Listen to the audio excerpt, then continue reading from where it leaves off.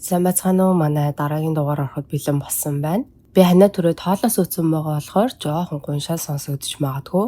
Өнөөдрийнхөө бичлэгээр та бүхэндээ саяхан болсон хүний 8-ны гэмт хэрэгтэй холбоотой нэгэн хэргийн тухай ярьж өгөхөөр бэлдсэн байгаа. За ингээд шууд бичлэгээ эхэлцгээе.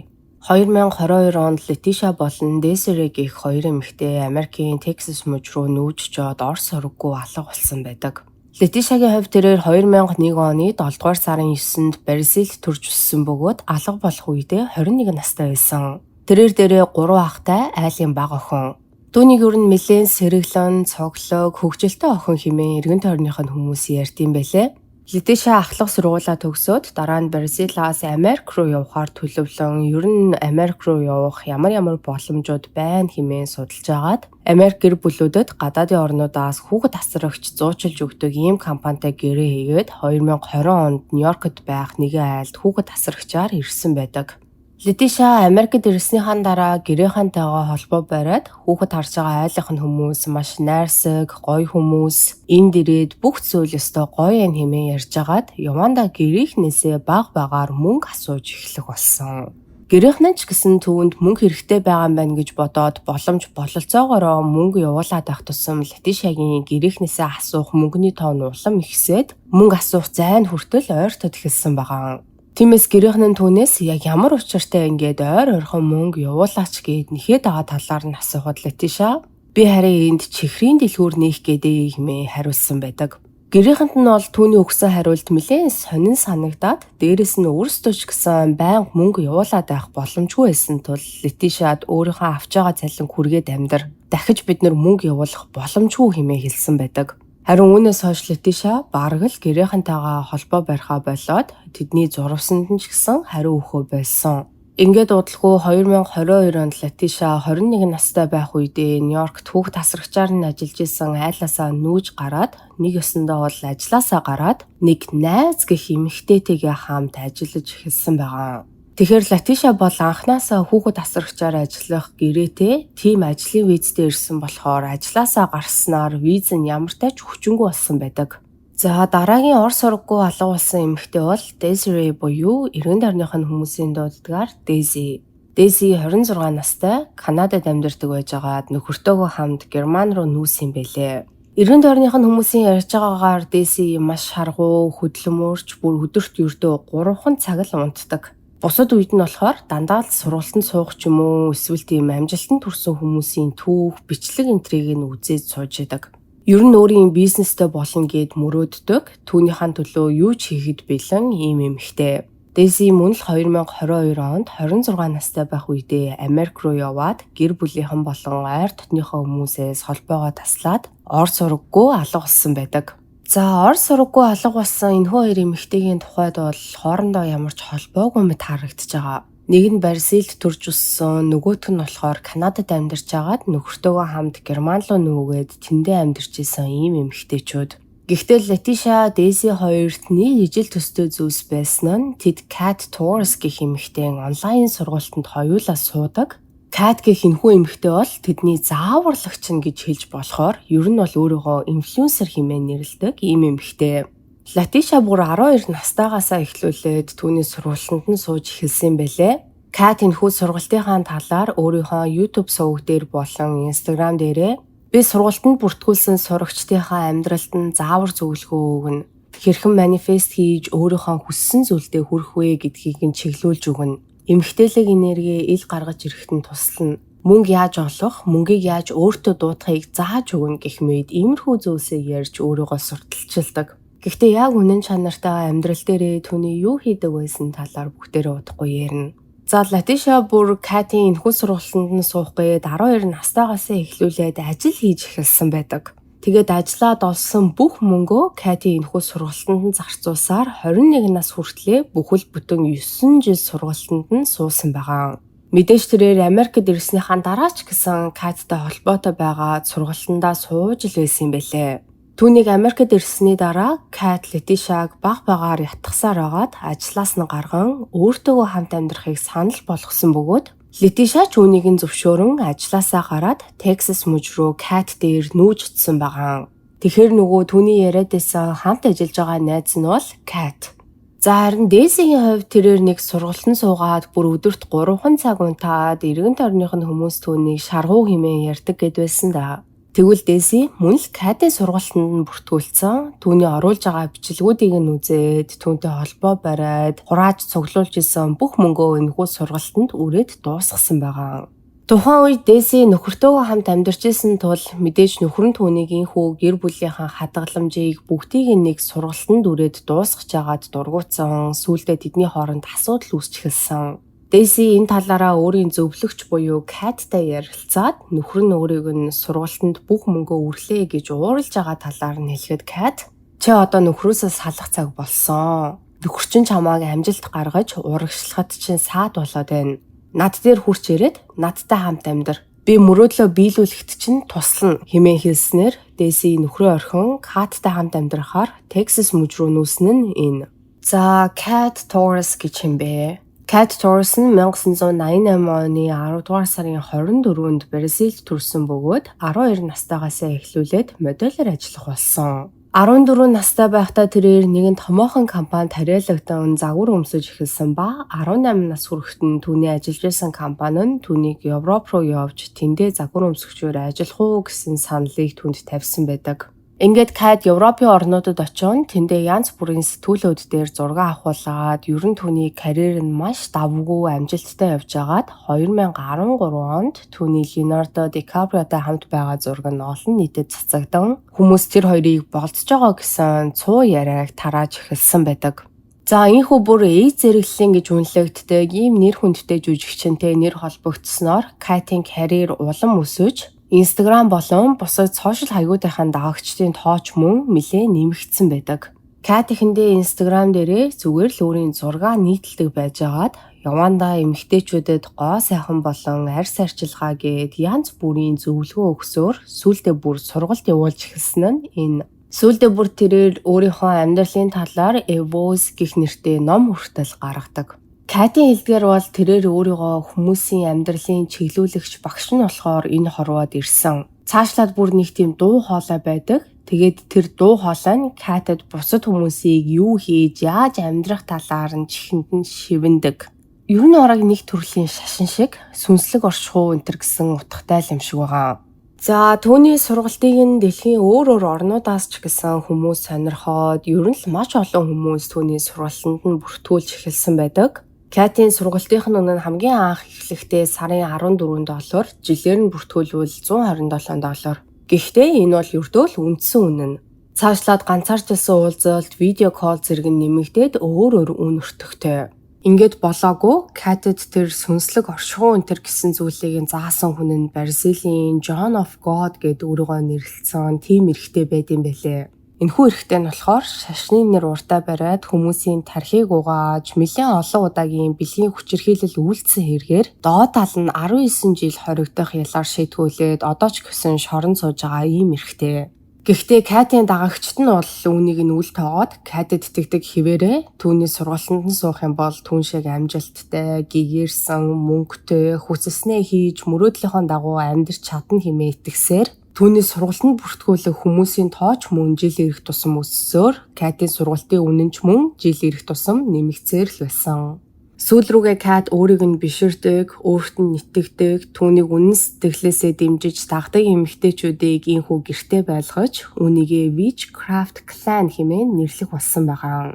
За Летиша, Дэси хоёрыг ор сураггүй алга болсноос хойш мэдээж гэр бүлийнх нь тэднийг асууж сураглаж, араас нь эрэл сурал болж эхэлсэн бөгөөд тэр хоёроос бол ямар ч сураг байхгүй, гэр бүлийнхэнтэйгээ ч тэр найз нөхөдтэйгөө ч тэр холбоо бариагүй.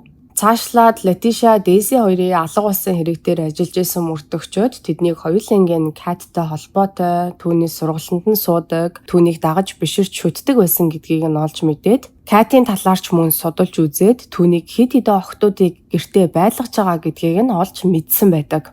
Гэхдээ хачирхалтай нь Катын гэртээ байлгаж байгаа охтууд нь дандаа өөр орнуудаас ирсэн, өөр орны иргэншилтэй ийм охтууд.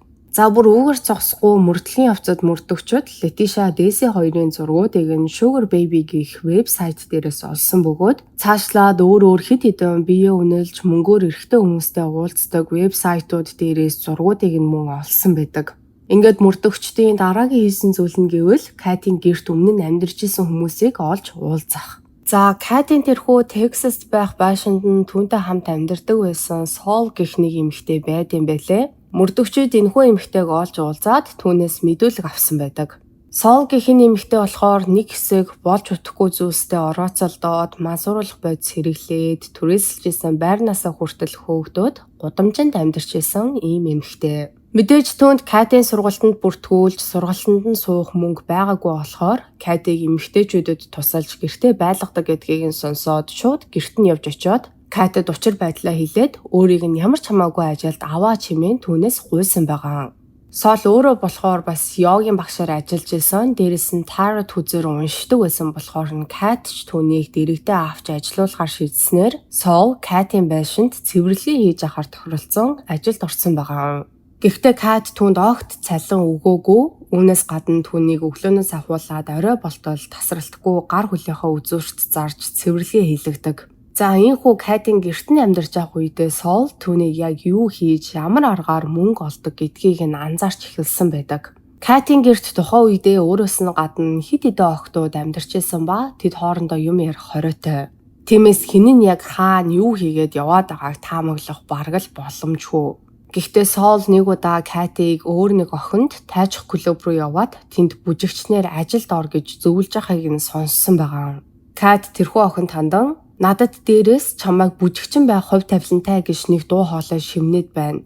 Би нэг тайчих клубын эзэнтэй ярьсан байгаа. Чи тэнд очиод бүжигчнэр ажилд орох хэрэгтэй" хэмээн хэлжсэн. Цаашлаад Сол Катийг өөр нэг охинтой уцаар яриад бие үнэлэхгүй хэмээн хэлснийхэн төлөө нөгөө охиныг харааж, загнаж, 9 шидээр хэлж байгааг нь мөн сонссон байгаа. Ингээд Сол ер нь л нэг болохгүй газараа хүрээд ирсэн юм байна да гэдгээ мэдэнгүүтээ Катийн гэрээс зугатахаар шийдэж өмнө нь үерхжсэн залуутайгаа холбоо бариад хурж ирээд өөрийг нь тэр газраас гаргаад өгөөч хэмээн гуйснаар экс найз залуу нэрээд Солыг Катийн гэрээс нь аваад явсан байдаг. За мөрдөгчдийн дараагийн олж уулзсан мэдүүлэг авсан хүн бол Ана гэх эмэгтэй.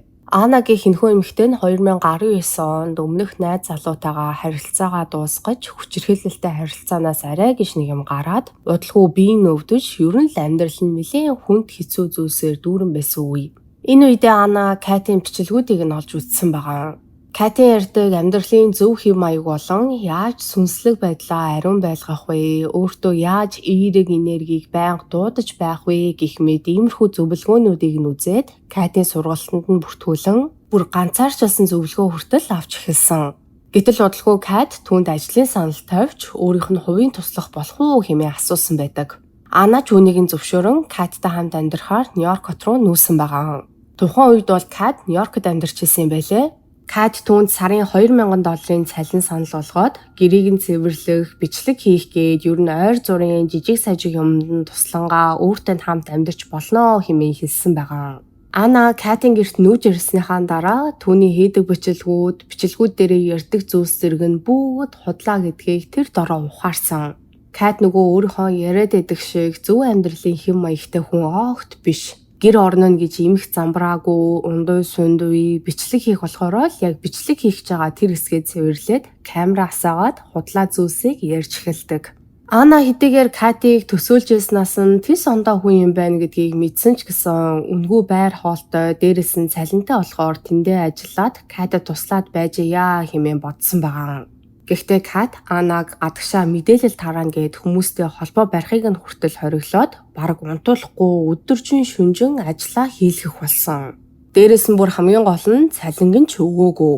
Ана Катийн гэрт 3 сар байрлаж ажиллаад цалингаа өгөхгүй болохоор нь түүнээс цалингаа нэгсэн боловч Кат түүн рүү урлан янз бүрээр харааж загнасан байдаг. Ингээд Ана мөн л экс найз залууга дуудан Катийн гэрээс нь зугатсан байгаа. Уг нь Ана удаан бодсны эцэст 2022 оны 3 дугаар сарын 31-нд Катийг цагдаад өгсөн юм бэлээ. Гэхдээ цагдаагийн газраас үүнийг нэг тоож авч хэлэлцээгүй. Угаасаа тэдний хооронд хийсэн ажлын гэрээ хэлэлцээр гэхээр тийм зүйлч байгаагүй. Ингээд болохгүй болохоор нь Ана Катийн талаар өөрийн сошиал хаяг дээр ч мөн бичлэг хийгээд нийтэлсэн. Харин үүнийх нь хариуд Кат 2022 оны 4 дугаар сарын 22-нд Анад зориулан бичлэг хийгээд бичлэгэн дээрээ "Би Анаг очих газаргүй байх үед нь гэртээ авч ярин түүнд тусалсан. Түүнд хэрэгтэй бүх зүйлсийг нь бэлдэж өгсөн. Харин эцэст нь тэр анхаарлын төвд орохын тулд намайг ингэж янз бүрээр күтэгч хэмээн яриад Анаг бүр slave буюу өөрийнх нь боол хэмээн дуудсан байдаг. Энэ үед Катийн дагагчид, дэмжигчид нь ч мөн Ана руу дайрч эхэлснээр Ана өөрийн аюулгүй байдлаа бодон энэхүү асуудлыг ингэсгээд тухайн үедээ түр орхисон байгаа. За ер нь бол ингээд мөрдөгчд ч тэр Летиша, Дэйси хоёрын гэр бүлийнхэн ч тэр Катиг гэртээ авч ирсэн охтуудаараа ямар нэг буруу зүйлс хийлгээд байна гэдгийг гадарлаж эхэлдэг. Цаашлаад Летиша, Дэйси хоёрын гэр бүлийнхэн болон найзууд бүгдээрээ сошиал дээр Катийн талаар яриад Кат гэх энэ эмэгтэй шоронд орох ёстой. Энэ хүн бусад эмэгтэйчүүдийн тархийг угаагаад гэртээ хороод тэднэр 9 фасын юм хийлгээд байна. Бүр биеийг нь үнэлүүлээд байна. Энд чинь хүний найманаас огт ялгаагүй зүйл үсттэй гэсэн ийм шууганыг цахим сүлжээгээр тарааж эхэлсэн. За энэ бүхэнтэй зэрэгцээд Кат өөрийн Instagram дээрээ нэгэн бичлэгийг мөн нийтэлсэн байдаг. Тэрхүү бичлэгэн дээрээ Кат миний хийсэн зүйл бол ердөө л эмэгтэйчүүдэд ажил олж өгсөн явдал. Би тэдэнд чи миний доор ажиллах уу? Хэрвээ чи сайн ажиллаад сайн байх юм бол яг л хийснийхаа дагуу сайн цалин авнаа гэд үннээр нь хэлсэн. Тэгэд би цалингийн ч сайн өгч байгаа хэмээн ярьсан байдаг. Үүнийхээ дараа тэрээр Летиша, Дэйси хоёрын бичлэгийг ч мөн Instagram-даа нийтэлсэн бөгөөд тэрхүү бичлэгэн дээр бол Летиша, Дэйси хоёр хоёулаа гэр бүлийнхэндээ хандан өөрсдийг нь хайхаа боль гэсэн утгатай зүйлийг ярьсан. Дэйси бичлэгэн дээрээ ойр дотныхоо хүмүүст хандан намайг хайхаа болоо. Битгий энэ тэрүүгээр намайг асууж сураглаад яваад бай. Хэрвээ би та нарыг блок хийсэн бол мэдээж шалтгаантай болоо л тэгж байгаа. Би та нартай ярихыг хүсэхгүй байна гэсэн үг. Би маш сайн байгаа. Надад сонголтыг өөрөө хийх хүч чадал байгаа. Бурхан бидэнд бүгдэнд нь эрх чөлөөг өгсөн. Би ч бас эрх чөлөөтэй хүн. Би өөрийнхөө амьдралаар амьдарч байна. Намайг ганцаараа минь орхих хэмээн хэлсэн бол харин Летиша бичлэгэн дээрээ дэлхийн ертөнц бүхэлдээ аюулд орсон байгаа. Кат ч мөн аюулд ороод байна. Марк болон Владимир Путин нар Катиг олж уулзах хэрэгтэй. Дэлхийг дайнаас аврах ёстой. Хэрвээ энэ хүмүүс энэ бичлэгийг олж үзэхгүй бол дэлхий сүрэх болно гэсэн ийм утгагүй зүйлийг ярьсан байдаг. Бүр нөгөө хин ч энэ бичлэгийг нь үзсэн тархиа угаалгана гэдгэн л энэ бах та гэж бодогдохоор ийм бичлэг. За өмнө нь Катийн гэрт туслахаар нь ажиллаж байсан Ана энэхүү бичлэгийг олж үзээд тэр дор нь FBI руу Катийн талаар гомдол гаргаж энэ бичлэгэн дээр гарч байгаа хоёр эмэгтэй яах аргагүй хүний наймааны золиос болсон байна. Катийг шалгаж үзэх хэрэгтэй. Гэрт нь байгаа эмэгтэйчүүдийг түүнээс аврах хэрэгтэй хэмээх хүсэлтийг тавьсан байдаг. Энэхүү хүсэлтийн дагуу цагдаагийн офицер Каттай холбоо барин Летиша, Дэйси хоёртой ярьж тэднийг зүгээр байгаа эсэхийг шалгах хэрэгтэй байгаа талаараа хэлсэн ба энэ үед Кат чурайлахнаар цагдаагийн ажилтныг Летиша, Дэйси хоёртой яриулсан. Летиша, Дэйси хоёр ч гэсэн цагдаагийн офицертой видео кол хийгээд өөрсдийгөө зүгээр байгаа хэмээн дүрсээ харуулад санаа зовох хэрэггүй, биднийг хайх ч хэрэггүй. Бид бол насан турсан хүмүүс хэмээн хэлсэн байдаг. За ингээд нөгөө орс сургаггүй алга болсон гэдэг байгаа хүмүүс нь өөрсдөө гарч ирээд бид нэр зүгээр байгаа, маш сайн байгаа. Биднийг тайван орхио. Бид насан турсан хүмүүс ээ. Юу хийх, яах ихээ өөрсдөө мэдъя гэдэг байгаа болохоор мэдээж цагдаагийн ажилтнууд бол энэ тал дээр юу ч хийж чадахгүй. Тэр байтугай Летиша, Дэйси хоёрын гэр бүлийнхэн өөртөө яах учраа олохгүй бүр мухардалд орсон байгаа. Гэхдээ ямар ч байсан мөрдөгчд Летиша, Дэйси хоёртой биечлэн уулзаад тэднийг зүгээр байгаа эсэхийг шалгах хүсэлтэй байгаагаа Катад хэлсэн тул Кат, Летиша, Дэйси 2022 оны 11 сард цагдаагийн хэлтсээр биечлэн ирж мөрдөгчдтэй уулзсан байдаг. Ер нь бол энэ үед мөрдөгчд Летиша, Дэйси хоёрын байгаа байдлыг хараад шууд за энэ бол хүний найманы гэмт хэрэг байх өндөр магадлалтай байна хэмээн бодсон байгаа.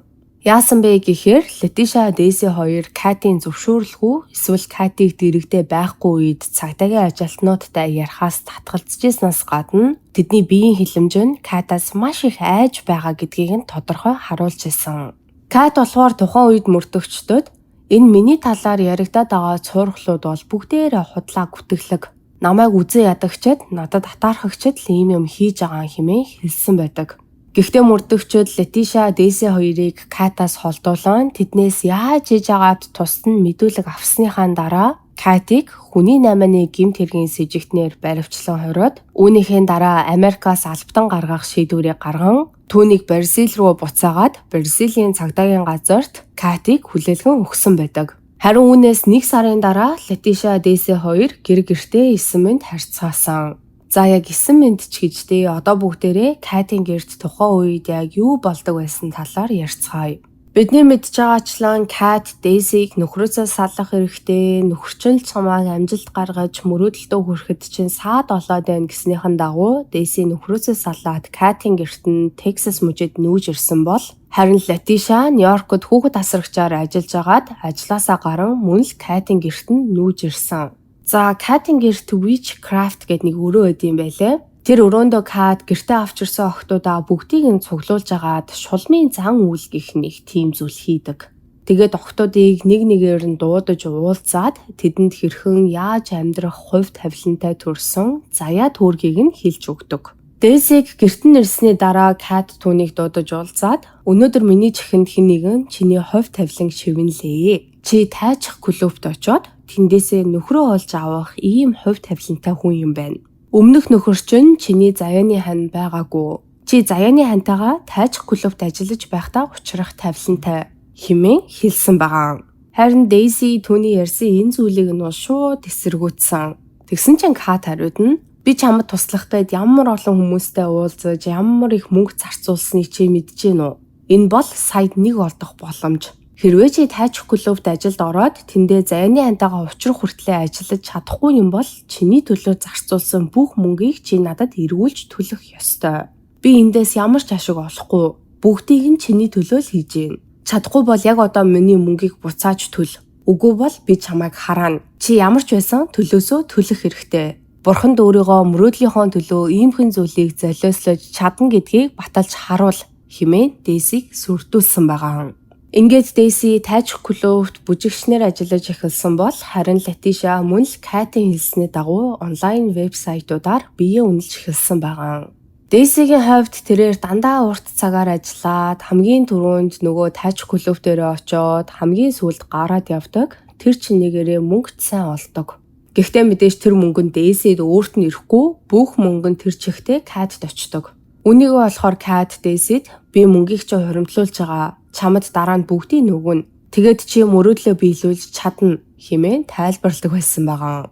Мэдээж Дейзи, Летиша хоёр Катиг өөрт нь худлаа ярьж байгаа гэдгийг мэдчихсэн. Гэхдээ тэдэнд харамсалтай зугтах боломж нь байгаагүй. Кат пассвортуудыг нь хүртэл хураагаад авцсан. Үүнээс гадна Катийн нөхөр гээд Зак гэх нэг залуу тэдэнтэй хамт амьдарч юм байлээ.